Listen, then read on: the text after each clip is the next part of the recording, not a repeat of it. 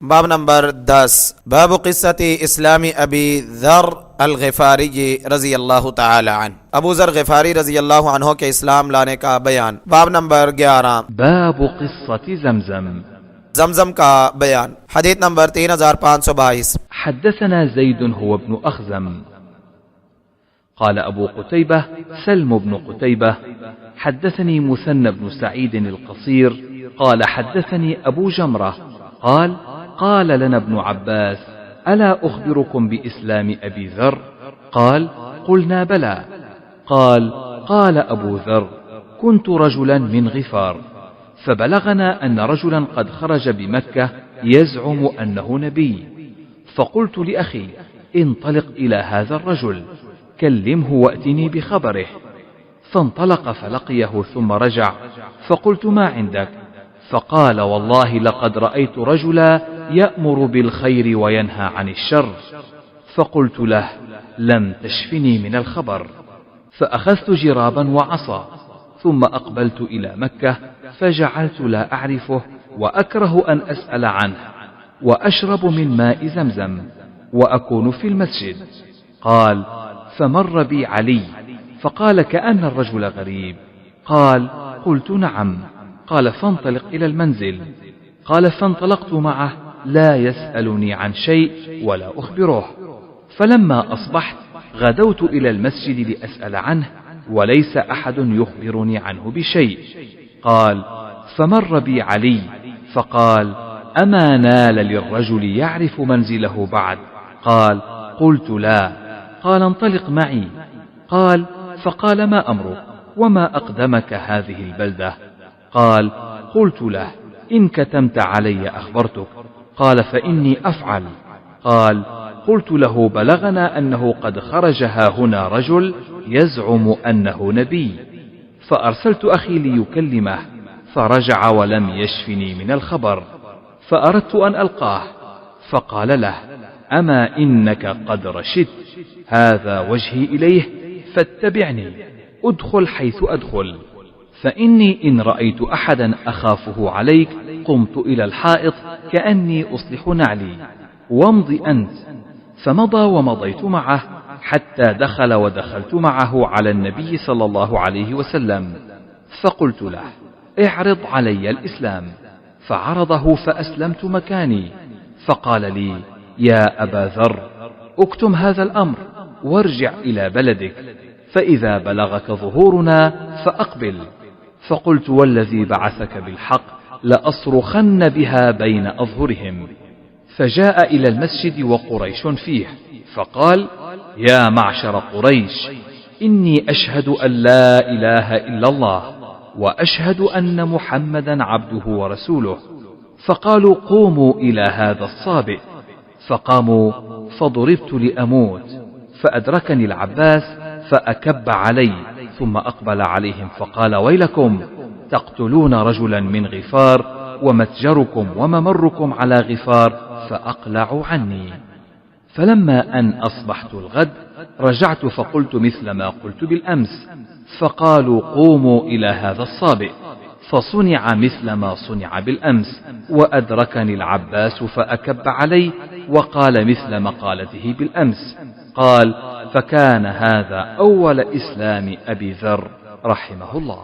ابو جمرہ نے بیان کیا کہ ہمیں عبداللہ بن عباس رضی اللہ عنہما نے کہا کیا میں تمہیں ابو ذر رضی اللہ عنہ کے اسلام لانے کا واقعہ بیان نہ کروں؟ ہم نے کہا کیوں نہیں؟ انہوں نے کہا ابو ذر رضی اللہ تعالیٰ عنہ نے کہا میں غفار قبیلے کا آدمی تھا، ہمیں خبر ملی کہ مکہ میں ایک آدمی نکلا ہے جو دعویٰ کرتا ہے کہ وہ نبی ہے۔ میں نے اپنے بھائی سے کہا اس آدمی کے پاس جاؤ، اس سے بات کرو اور میرے پاس اس کی خبر لے کر آؤ۔ وہ گیا، ان سے ملا، پھر واپس آ گیا۔ میں نے کہا تمہارے پاس کیا معلومات ہیں؟ اس نے کہا اللہ کی قسم میں نے ایسا آدمی دیکھا ہے جو خیر کا حکم دیتا ہے اور شر سے منع کرتا ہے۔ میں نے اسے کہا تم نے اس خبر سے میری تسلی نہیں کروائی۔ چنانچہ میں نے ایک تھیلا اور ایک لاٹھی لی اور مکہ میں آ گیا اور اس طرح رہنے لگا کہ نہ آپ کو پہچانتا ہوں نہ ہی کسی سے آپ کے بارے میں پوچھنا پسند کرتا ہوں، زمزم کا پانی پی لیتا ہوں اور مسجد ہی میں رہتا ہوں۔ اس دوران علی رضی اللہ تعالیٰ عنہ میرے پاس سے گزرے، کہنے لگے معلوم ہوتا ہے بندہ پردیسی ہے۔ میں نے کہا ہاں۔ کہنے لگے گھر چلو۔ میں ان کے ساتھ چل پڑا۔ نہ وہ مجھ سے کچھ پوچھتے تھے نہ ہی میں انہیں بتاتا ہوں۔ جب صبح ہوئی تو میں سویرے سویرے مسجد میں آ گیا تاکہ آپ صلی اللہ علیہ وسلم کے متعلق کسی سے پوچھوں، اور مجھے کوئی بھی آپ کے متعلق کچھ نہیں بتاتا تھا۔ پھر میرے پاس سے علی رضی اللہ تعالیٰ عنہ گزرے، کہنے لگے کیا ابھی بندے کو اپنی منزل معلوم نہیں ہوئی؟ میں نے کہا نہیں۔ انہوں نے کہا پھر میرے ساتھ چلو۔ چنانچہ انہوں نے کہا تمہارا معاملہ کیا ہے اور اس شہر میں کس مقصد سے آئے ہو؟ میں نے ان سے کہا اگر میری بات چھپا کر رکھو تو میں تمہیں بتاتا ہوں۔ انہوں نے کہا میں ایسے ہی کروں گا۔ تو میں نے ان سے کہا ہمیں خبر ملی ہے کہ یہاں ایک آدمی نکلا ہے جو دعویٰ کرتا ہے کہ وہ نبی ہے، تو میں نے اپنے بھائی کو بھیجا تاکہ ان سے بات کرے۔ وہ واپس آیا تو اس کی خبر سے میری تسلی نہیں ہوئی، اس لیے میں نے ارادہ کیا کہ خود اس سے ملوں۔ انہوں نے کہا سنو تم ٹھیک جگہ پہنچ گئے ہو، یہ میں انہی کی طرف جا رہا ہوں، میرے پیچھے پیچھے چلے آؤ، میں جہاں داخل ہوں وہیں داخل ہو جاؤ، اور اگر میں کسی کو دیکھوں گا جس سے مجھے تمہارے بارے میں خطرہ ہوا تو میں دیوار کے ساتھ اس طرح کھڑا ہو جاؤں گا جیسے اپنا جوتا درست کر رہا ہوں، تم چلتے جانا۔ خیر وہ چل پڑے، میں بھی ان کے ساتھ چل پڑا، یہاں تک کہ وہ ایک جگہ داخل ہو گئے اور میں بھی ان کے ساتھ نبی صلی اللہ علیہ وسلم کے پاس پہنچ گیا۔ میں نے آپ صلی اللہ علیہ وسلم سے کہا آپ مجھ پر اسلام پیش کریں۔ آپ نے اسلام پیش کیا تو میں وہی مسلمان ہو گیا۔ آپ نے مجھ سے فرمایا ابو ذر اس بات کو چھپاؤ اور اپنے شہر کو واپس چلے جاؤ، جب تمہیں ہمارے غلبے کی خبر ملے تو آ جانا۔ میں نے کہا قسم اس کی جس نے آپ کو حق کے ساتھ بھیجا، میں ان کے درمیان اس بات کا پورے زور سے اعلان کروں گا۔ ابو ذر رضی اللہ تعالیٰ عنہ مسجد میں آئے، اس میں قریش کے لوگ موجود تھے، اور کہا جماعت قریش میں شہادت دیتا ہوں کہ اللہ کے سوا کوئی عبادت کے لائق نہیں، اور میں شہادت دیتا ہوں کہ محمد صلی اللہ علیہ وسلم اس کا بندہ اور اس کا رسول ہے۔ انہوں نے کہا اٹھو اس بے دین کی طرف۔ چنانچہ وہ اٹھے اور مجھے اس طرح مارا گیا کہ میں مر جاؤں۔ اتنے میں عباس رضی اللہ عنہ میرے پاس پہنچ گئے اور مجھ پر اوندے گر گئے اور کہنے لگے تم پر افسوس، کیا تم غفار کے آدمی کو قتل کر رہے ہو؟ حالانکہ تمہاری تجارت کی جگہ اور تمہاری گزرگاہ بنو غفار پر موقوف ہے۔ تو وہ مجھ سے ہٹ گئے۔ جب دوسرے دن صبح ہوئی میں پھر وہاں گیا اور میں نے وہی کچھ کہا جو کل کہا تھا۔ انہوں نے کہا اٹھو اس بے دین کی طرف، تو میرے ساتھ وہی کچھ کیا گیا جو کل کیا گیا تھا۔ پھر عباس رضی اللہ عنہ میرے پاس پہنچ گئے اور مجھ پر اوندے گر گئے اور وہی بات کہی جو کل کہی تھی۔ عبداللہ بن عباس رضی اللہ عنہما نے کہا یہ ابو ذر رضی اللہ تعالیٰ عنہ کے اسلام کا آغاز تھا، اللہ ان پر رحم فرمائے۔ فوائد نمبر 1، ابو ذر رضی اللہ تعالیٰ عنہ کے اس بھائی کا نام انیس تھا۔ ابو ذر رضی اللہ تعالیٰ عنہ کے اپنے قبیلے میں واپس جانے پر اس قبیلے کے بہت سے لوگ مسلمان ہو گئے۔ یہاں ایک سوال ہے کہ رسول اللہ صلی اللہ علیہ وسلم کے حکم کے باوجود کہ اپنا اسلام چھپاؤ، انہوں نے اس کے خلاف قریش کے سامنے اپنے ایمان لانے کا اعلان کیوں کیا؟ اس کا جواب یہ ہے کہ انہوں نے سمجھا کہ آپ نے مجھے مار پیٹ سے بچانے کے لیے یہ حکم دیا ہے، ورنہ یہ آپ کی طرف سے واجب حکم نہیں۔ چنانچہ ان کے اعلان پر رسول اللہ صلی اللہ علیہ وسلم نے ان پر کوئی ملامت نہیں کی۔ نمبر 2، ابو ذر رضی اللہ تعالیٰ عنہ کا نام جندب بن جنادہ تھا۔ انہوں نے کسی شخص سے رسول اللہ صلی اللہ علیہ وسلم کے متعلق اس لیے نہیں پوچھا کہ قریش ہر اس شخص کو مارتے تھے جو آپ کا نام لے یا آپ کے متعلق پوچھے۔ اس سے پہلے ایک دفعہ آپ کے متعلق پوچھ کر مار کھا بھی چکے تھے۔ قریش کا مقصد یہ تھا کہ آپ کی بات نہ پھیلے اور آپ سے مل کر لوگ مسلمان نہ ہو جائیں۔ نمبر 3، قریش تجارت کے لیے سردیوں میں یمن کی طرف اور گرمیوں میں شام کی طرف جاتے تھے، کیونکہ یمن گرم اور شام ٹھنڈا علاقہ ہے۔ شام کو جاتے ہوئے ان کا گزر بنو غفار پر ہوتا تھا۔